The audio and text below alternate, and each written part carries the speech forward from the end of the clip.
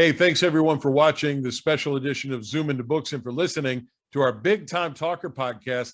We're global now at iHeartMedia, Google, Apple iTunes, wherever you get your podcast, Blog Talk Radio. Thank you so much for listening. And thank you to our sponsor, SpeakerMatch.com, the world's largest online virtual speakers bureau. If you're a platform speaker or a meeting planner, in-person meetings are coming back in 2022. Find one another at speakermatch.com.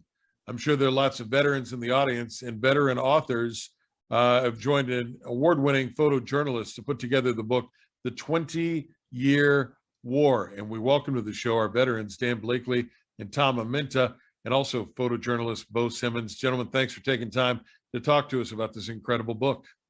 Thanks for having us. Bo, I want to start with you and the idea behind the book. This is a big coffee table book. The photography is amazing. And I'm not just saying that because I'm looking at you face to face. These are really arresting images. Where did the idea come from to talk to all these veterans from the global war on terror? So it started in 2020. I decided to move my life from California to North Carolina to be closer to Dan, who is my childhood friend since we were about 4 and 5 years old. Obviously, Dan served in the Army as an Army Ranger, and that's how he met Tom. But when I moved closer to Dan, I wanted to create a photo book on some of my travels across America of all the different like Western and cowboy culture that I kind of associate myself with outside of our company. And I think it was around the time that Dan was starting to want to give back to veterans himself. And I recently did a project beforehand where I was photographing a different art series for a gallery, and then I was donating proceeds to a veteran organization called Heroes and Horses. And so when Dan heard about that and saw it featured on Fox News, Dan kind of presented the idea to me and was basically telling me, hey, this photo book that you want to do sounds like a great idea. Why don't you do what you love doing, and let's do a photo book on veterans who have served overseas in the past 20 years. Since next year, this is, like I said, back in 2020, 2021 would mark the 20-year anniversary of 9/11 and GWAT. So that's kind of how the whole idea got started, was through Dan and I. And these pictures show the diversity of the veteran community from all forms, geographically and ethnicity.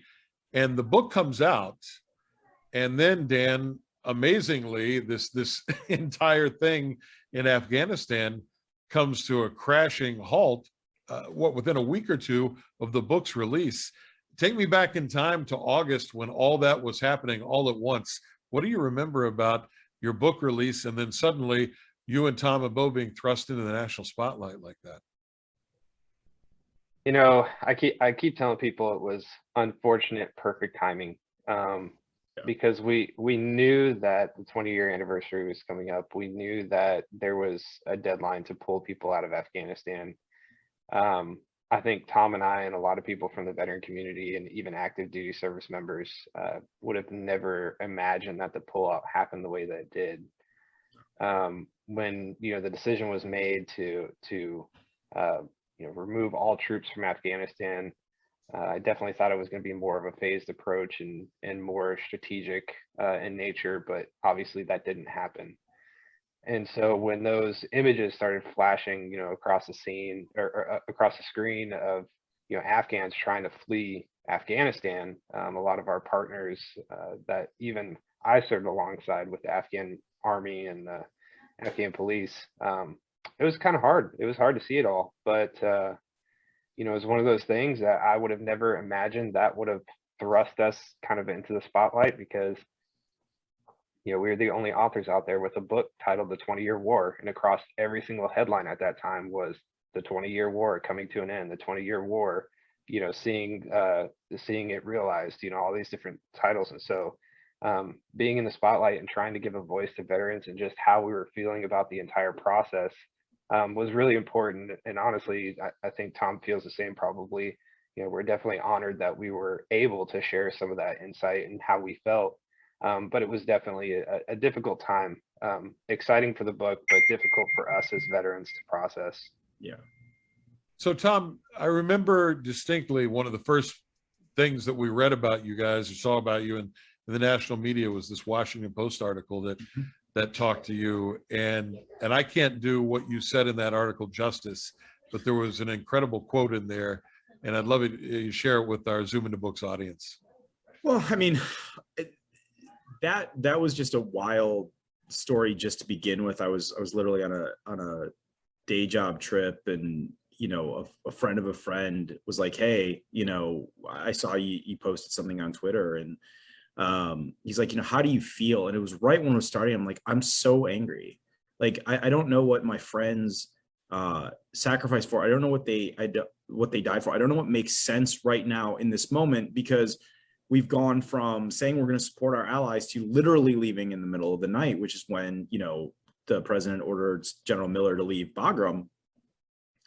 And it touched off this sort of, national interest. And it was funny because the next morning I was supposed to meet with a friend, and I could not go more than 5 minutes for us having breakfast before like someone else was calling my cell phone. Like, I don't even know how some of these people got my phone number. Like, it was really like, wow, when they say reporters know how to dig, it was, and so it started that. But at the same time, the most beautiful thing that ultimately came out of it is like, I'm having this moment of just wrestling with what I did means, and what does the 20-year war mean, and trying to grapple with the fact that we just wrote this book, and our goal was to show the veteran experience, show what it meant to serve honorably, and show how veterans continue to serve today, through Beau's amazing portraits and then through these stories.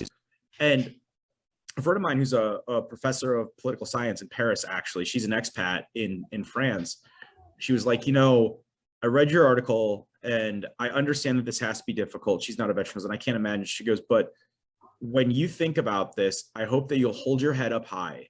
And I hope that you'll encourage every other veteran to do that, because for the past 20 years, we have never seen another 9/11 attack. There has been relative peace. My father's gotten to see his grandchildren grow up. I've been able to raise my children. My husband and I have had this amazing life.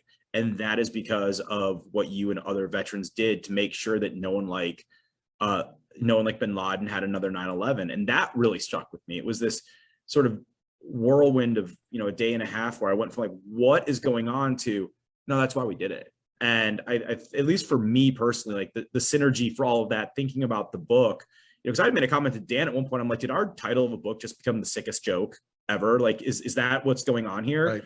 And then, once my friend said that, I'm like, no. This is actually perfectly titled. This is exactly what everybody needs to see, to hear, and to see, is because this is what the veteran experience is. And this is what we fought for, was to make sure that never happened again. And I'm really grateful that we had an opportunity to work together on this book. And I'm really, thankful for my friend's perspective in that moment. If you're just coming across the conversation online, we're talking to the authors of The 20-Year War, available at bookstores everywhere, at all the online outlets. And the website, guys, is 20yearwar.com. Is that right? Mm-hmm. Yep. Correct. 20yearwar.com. And there are these deluxe editions that are just breathtaking. When we received ours at the office, I was just blown away. Beau, I want to get sort of into the specifics of this journey across America that you took, because that's sort of breathtaking in itself. And that happened, of course, before things drew down in Afghanistan. So you're talking to these veterans all over the country. How many states did you visit? How many men and women? How did you do the routing? How did all that come together? Was it a big crew? Were you guys on one of those big media buses? Or is it you in a pickup truck with a hound dog beside you? Tell me what that trip was like. It was me in a sedan car all by myself. So basically, when we were figuring out, when we want to release this book by September 11th of 2021, we had about 4 months to put the book together in its entirety, which is unheard of for most coffee table photo books to do. So come January, we had the conversation going in December. Come January 2021, I knew that we needed to try and capitalize as many, veterans that we can meet up with as fast as possible, but to allow plenty of time to hear their story and take their photo. So I decided to go on a road trip across the United States. I drove across about 3 times. So I drove across 42 states, a little over 16,000 miles, in about a month and a half. There was a few other kind of short trips where we were flying to different states just to wrap up the final veterans. But I mean, there's men, women, all from different branches of the U.S. military that I met with. And some of these people were meeting inside their home with their family. some outside their business, or some just, in the outdoors or doing a hobby or something that they enjoy. And the whole process was me taking their photo on, medium format film. And then I was recording their stories on my phone and then sending those to Tom through like a Dropbox so that he could transcribe them and write them in first person to truly capture the authenticity of each veteran's voice.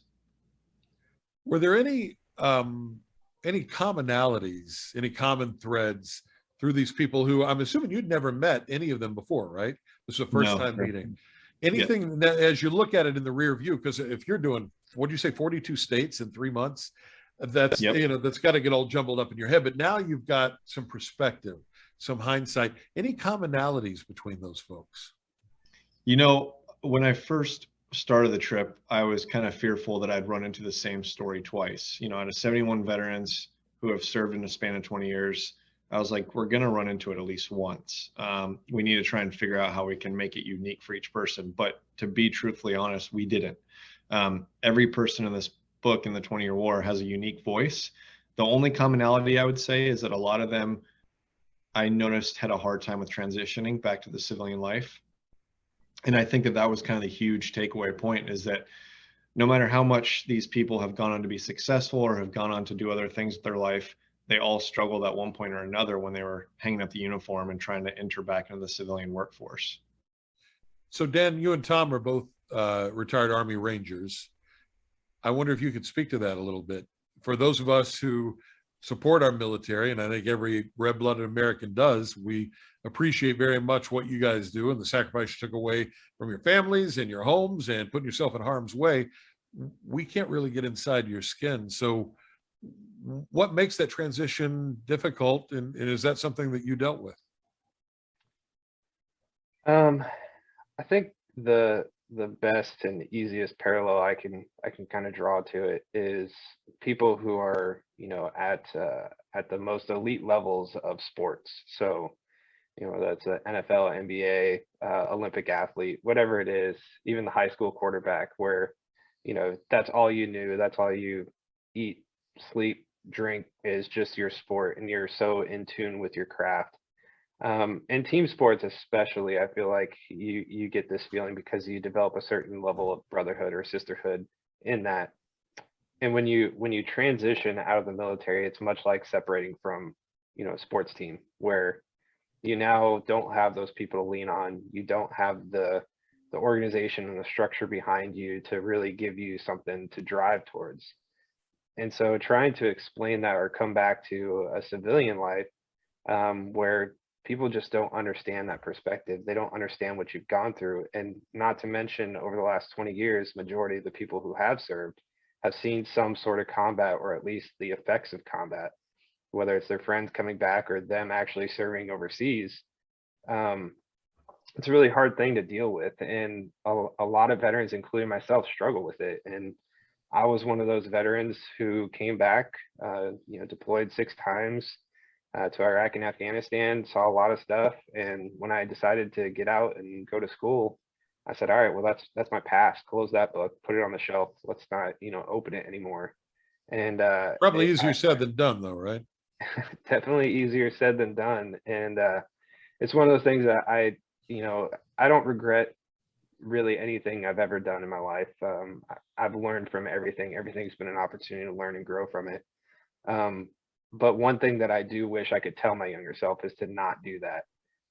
To say, definitely lean on your brothers and sisters that you served with, to continue to keep those networks open, to look at your service as something that's really helped you grow and become the person you are today. And it took me 8 years after separating, 2020, the year everybody was at home in their thoughts because of COVID and being shut down. And it was that year of me looking back and being like, wow, I just realized how much I had actually done, and I wanted to share that with people. And I realized as I was talking to more and more veterans, they felt the exact same way. And so, as Bo said, you see that and you hear it in the voices of these veterans as they tell their story throughout the book. The authors of the beautiful coffee table book, The 20-Year War, joining us today, Tom and Bo and Dan. And Tom, in my parents' generation, it seemed like every young man served the country. literally my father and all his brothers. And on my mom's side, all the men in the family served. And those folks populated every small business in our hometown. They populated state government. They were our senators and our congressmen. It's not that way anymore.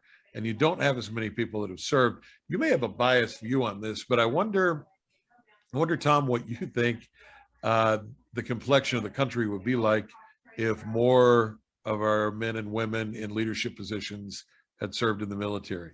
Oh, wow. Yeah, that's a super easy question. No. So I mean, the first thing that I would say is that, I think that we need to acknowledge that there's just, they haven't utilized the draft since Vietnam. So a lot of people that did serve, were voluntold, as to borrow a phrase from the military.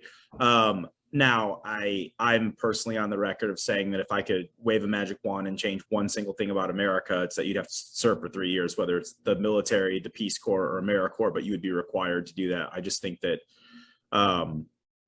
America is 329 people, or 329 million of the most diverse people on the planet, and America means different things to different people, which is actually something you see in the book. So I think that that's the first thing that a leader, whether they're in your local community like you described, or they are a national or regional leader, one of the things that you take away from military service is that perspective. The person in the bunk next to me when I was in basic training was literally from Compton, California. I grew up in the very nice upper middle class suburbs of Chicago, to the point where it was 2014 or 2015 where Good Morning America named the neighborhood I grew up in the most Americana neighborhood in the United States. There's literally a candy store actually in the neighborhood. Okay, like that's how I grew up. Like Ward Cleaver was just down the street. So a little different than Compton. Just a little different. So what does my white upper middle class butt do? Ask someone what the donut shop is like in the Dr. Dre music video, because that's all I know of Compton. To which he quickly replies, "That's not actually in Compton." And to this day, I really appreciate he didn't beat me up for it, because Lord knows that's probably what I would have done if I had been in his position, right? Yeah. I didn't understand that concept of America. But he taught me, and and I mean, this guy could literally tell you the handgun going off by the sound it made, with no exaggeration. He was right, which is also not something I was used to in the way that I grew up. So I think that what we're missing out on, there's more than one way to serve. It doesn't just have to be the military. That's how Dan and I did it. And that's why I say, like, if you want to do the Peace Corps, great. You want to do AmeriCorps, great. But I think everyone should serve. And I think that's what we're missing. And I think as we get to this point where only less than 1% of the American population has served over the past 20 years in the war on terror, I think that and especially with these echo chambers of social media and these different mechanisms and machinations where we seem to get more and more isolated, COVID hasn't helped with that. I think that what the perspective of being a veteran is that you're constantly reminding yourself that America means different things to different people. Even if I don't necessarily agree with someone, I can at least try and put myself in their shoes, because I had that benefit because I was around the kid from Compton, the dude, I'm in Omaha, Nebraska now, but I went to basic with a guy that was from rural Nebraska that would go to the feed store once a year for 2 new pairs of jeans and a couple of t-shirts, right? Like that was it, all over, like a really wealthy kid, like super, like, FU money rich. Like you got to see all of that in the military, and you got to learn how much more similar we are than different. And I think that's also something that the book captures really well. Oh, it's huge. I grew up in Appalachia, and here's my dad in the Great Depression going out and meeting people from all over the country, all over the world, that he would never have had the opportunity to rub shoulders with. Yep. And Bo Simmons is the photographer, the photojournalist who is behind these amazing images in the book.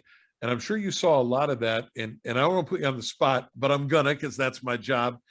You met over 70 of these veterans, and I'm sure there were some stories that came out of those meetings that stuck with you maybe more than others, and they're all special.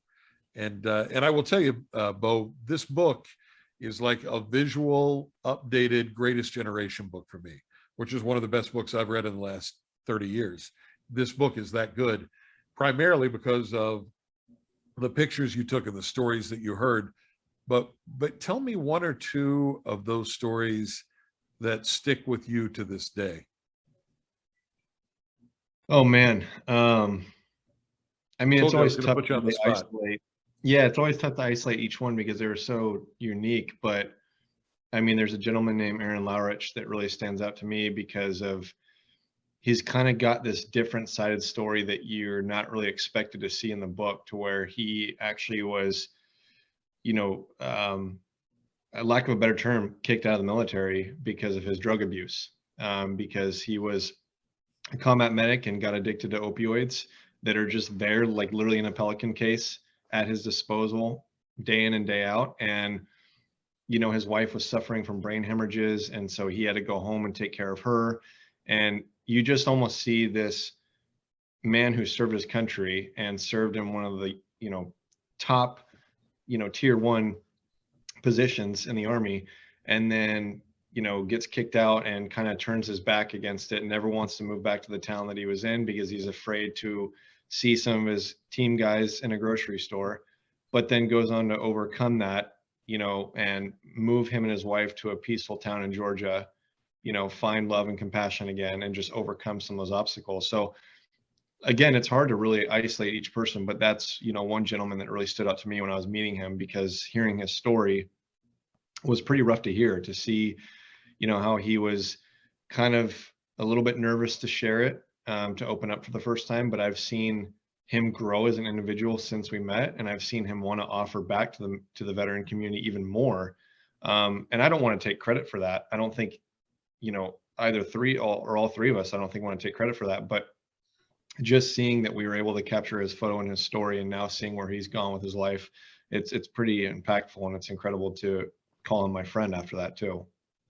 Dan, how did you guys select the veterans that you talked to, or was it more, these are the only ones I could get to talk to us? I mean, how did that process happen? Because I will tell you that the veterans, again, of my parents' generation, were pretty stoic about their service. And my dad did not make a big deal out of that whole thing, and kind of really downplayed the whole deal. So how did you select the 70 some folks that the Bo traipsed all over the country, running up miles on his car to meet? It was a very interesting process because when we were first talking about it, I think Bo had put a dream number up in the sky of getting 80 veterans or something like that, and I was like, there's no way we're going to be able to get 80 veterans in the time frame that we have. So we already backed it down very early on to maybe like 50 to 60. But what was very interesting is once we got the ball rolling and we started talking to a few veterans, obviously I went to my immediate network. That's how I contacted Tom, and he got involved. But I just went to my immediate network and started telling them about the idea of this book. And I think, to your point, Burke, not many people want to share their combat story. They don't necessarily want to share their story of service, but they want to share why they served.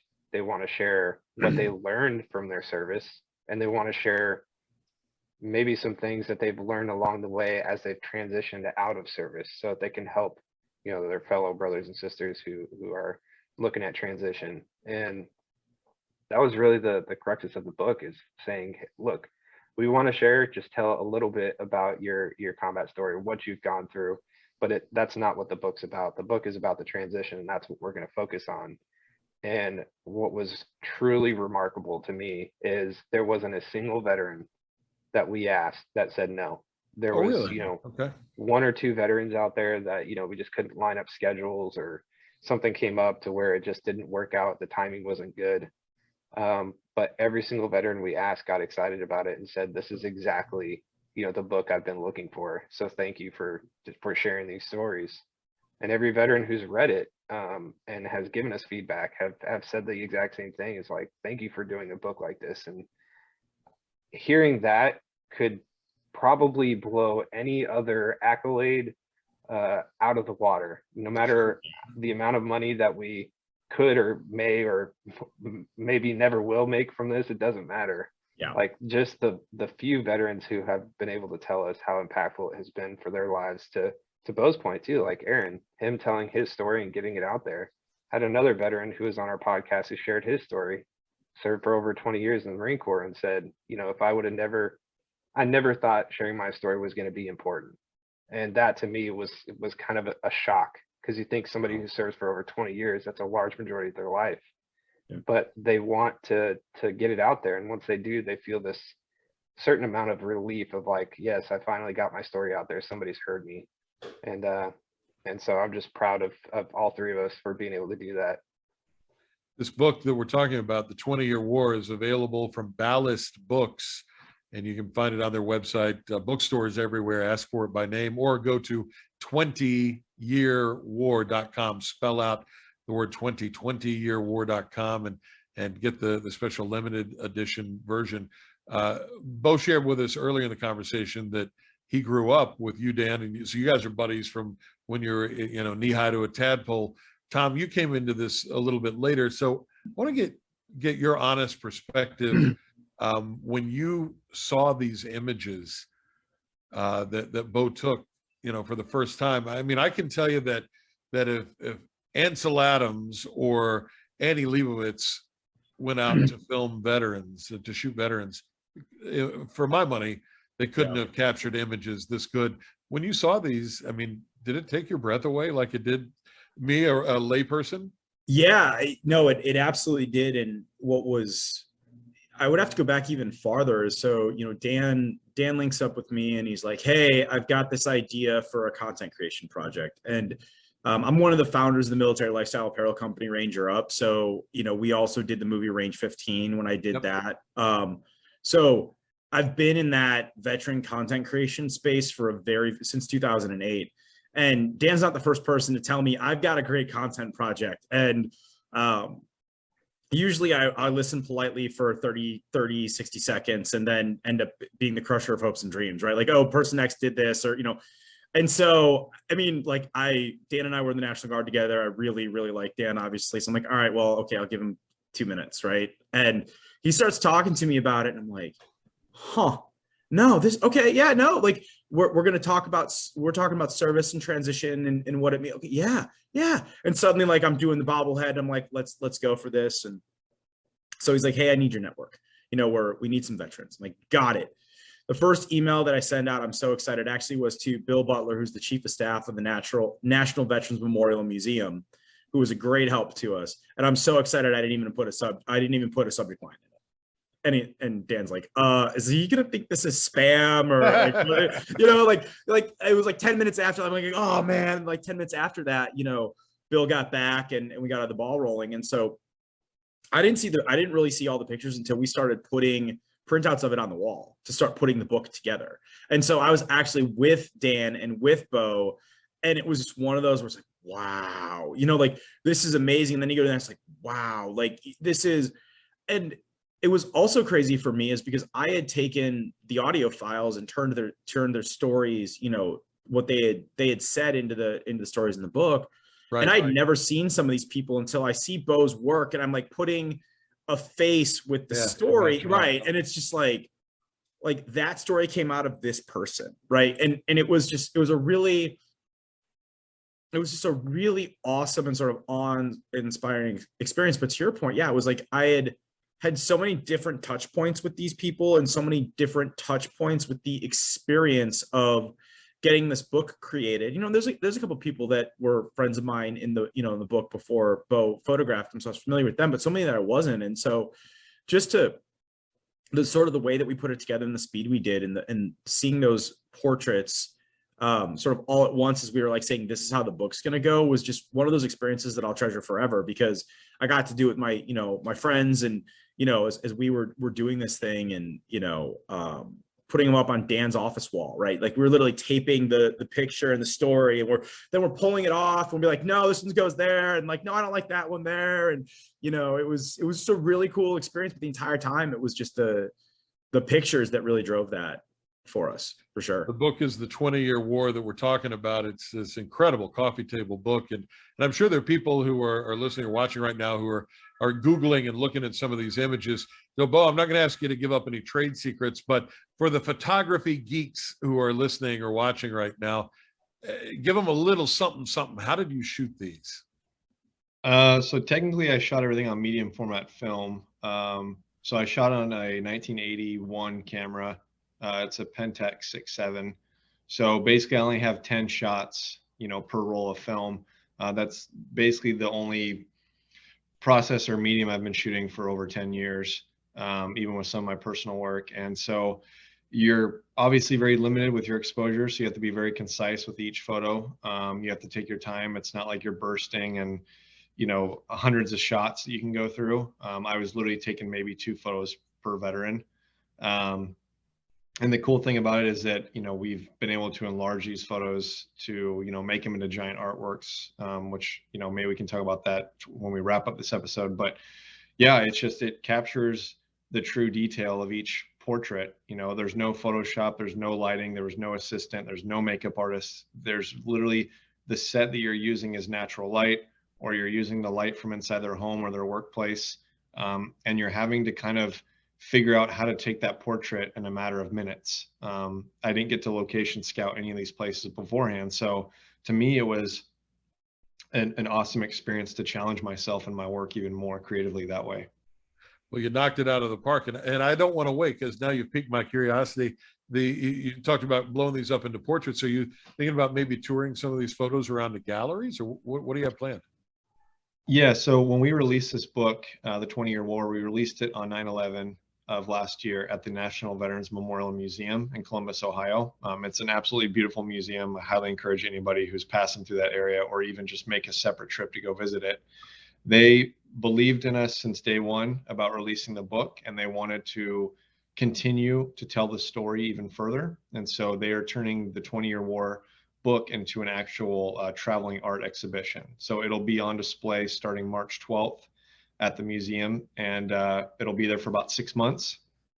And from there, it'll then move across the United States to different museums and exhibitions.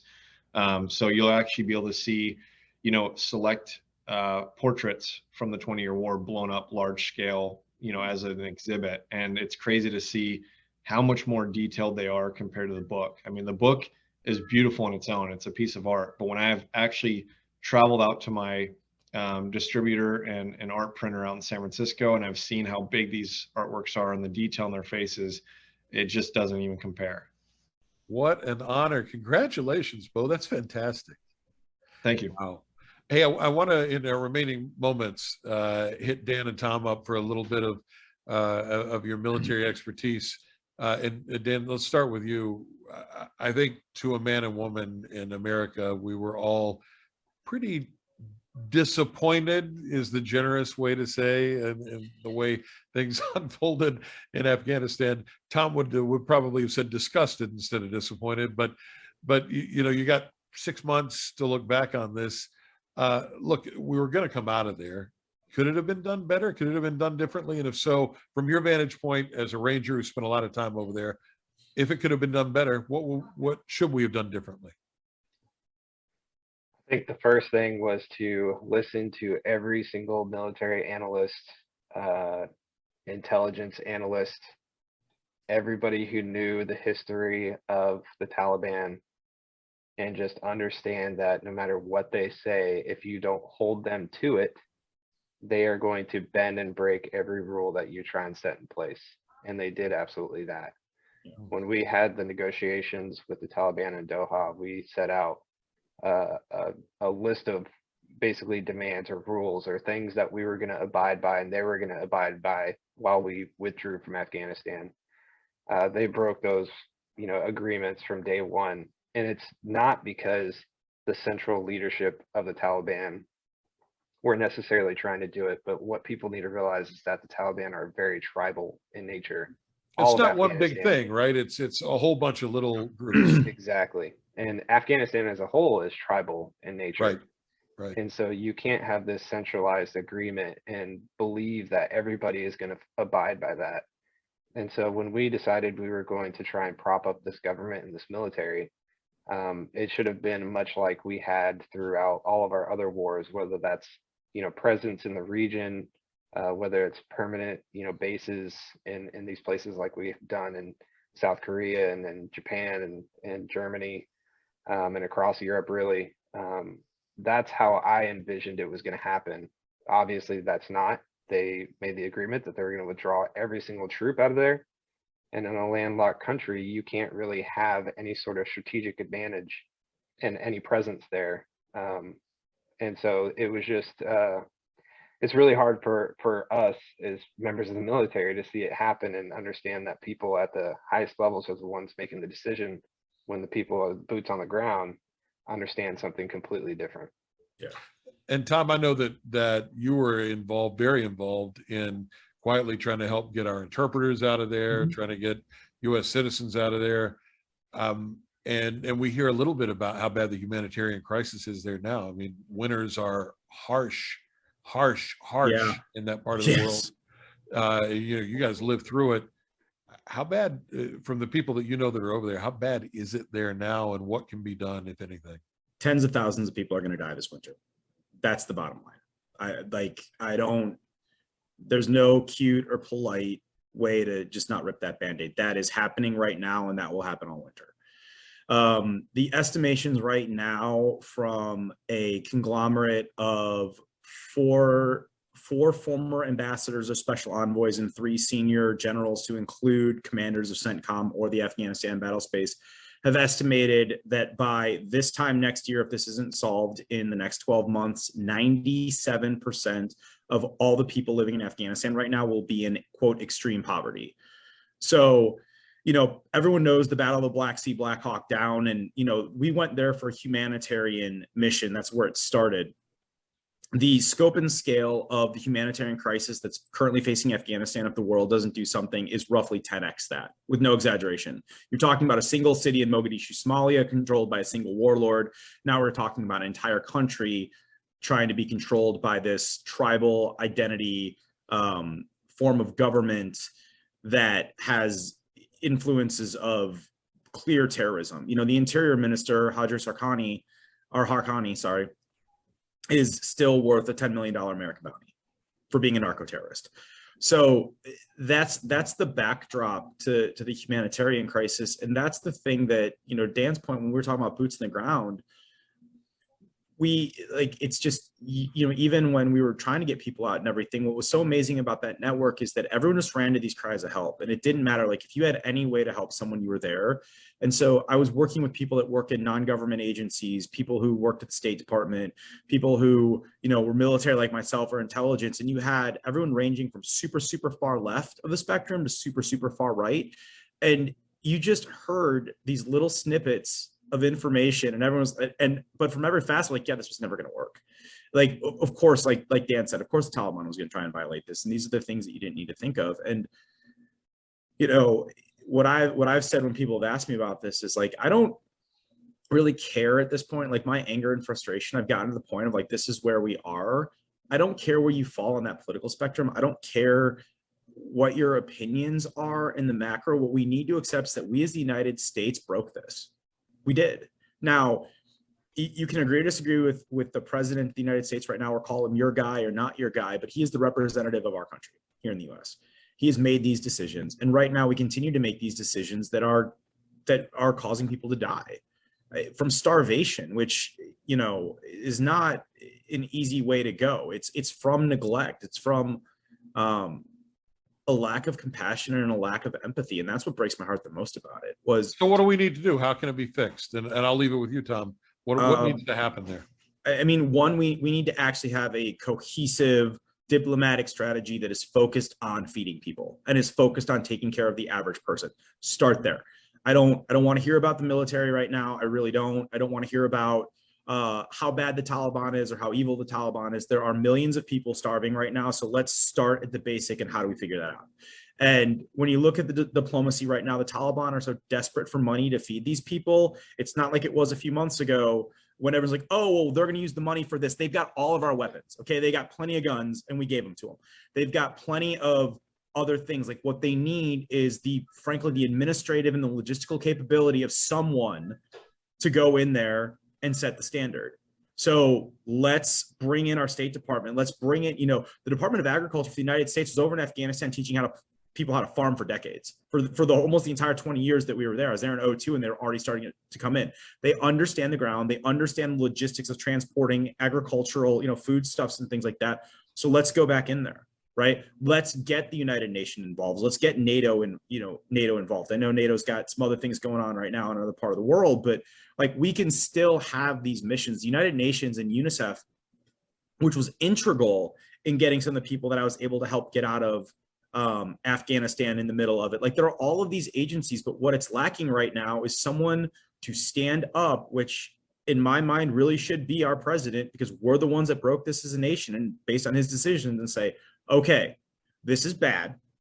We recognize the world has a responsibility to not let these people starve. So here's what we're going to do, and quit. Like, look, I don't like the Taliban. I mean, it's one of those things where it's like, I've been shot at by the Taliban. I've been, I've been on the wrong side of the Taliban for a long time, right?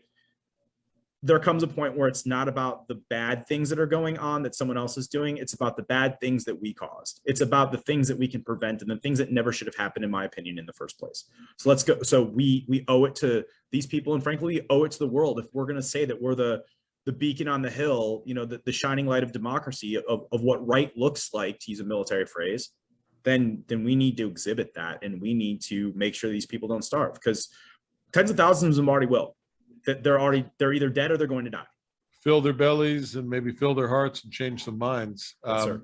And you touched on NATO and other things happening in the world. As we wrap up, Dan, I want to give you the last word. Now America is looking at another big world crisis and are scrambling as Russia gets ready, as of the recording of this conversation, to potentially invade Ukraine. And I wonder, as a ranger who's been in a lot of tight spots before, how do you think this thing's going to play out, and what, if any, should America's involvement be? What I hope doesn't happen is that it's another Crimea, to where we sit back idly by, our NATO allies sit back idly by in a neighboring nation and just watch it happen.